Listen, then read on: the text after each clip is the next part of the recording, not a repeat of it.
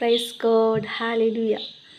സങ്കീർത്തനം 116:10 ഇപ്രകാരം പറയുന്നു: ഞാൻ വലിയ കഷ്ടതയിലായി എന്ന് പറഞ്ഞപ്പോൾ ഞാൻ വിശ്വസിച്ചു.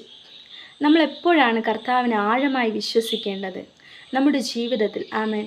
വലിയ കഷ്ടതകൾ, പ്രതിസന്ധികൾ, പ്രശ്നങ്ങൾ, പ്രയാസങ്ങൾ, വേദനകൾ, തകർച്ചകൾ ഇതെല്ലാം കടന്നു വരുമ്പോൾ നമ്മൾ ആ കർത്താവിനെ ആഴമായി വിശ്വസിക്കുവാൻ തയ്യാറാകണം.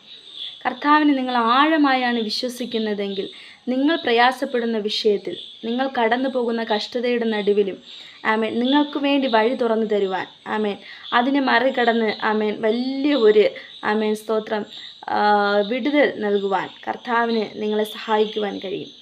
നിങ്ങൾ കഷ്ടതയിലായി എന്ന് പറയുമ്പോൾ തന്നെ ആ യേശു കർത്താവിനെ വിശ്വസിക്കുവാൻ തയ്യാറാകണം.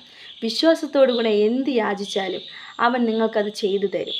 വിശ്വാസത്തോടുകൂടെ നിങ്ങൾ നിങ്ങളുടെ പ്രതിസന്ധികളെ, നിങ്ങളുടെ പ്രശ്നങ്ങളെ, നിങ്ങളുടെ പ്രയാസങ്ങളെ നോക്കി നിങ്ങൾക്ക് ദൈവം തന്നിരിക്കുന്ന അധികാരത്തോടുകൂടെ അതിനെ കൽപ്പിക്കുക.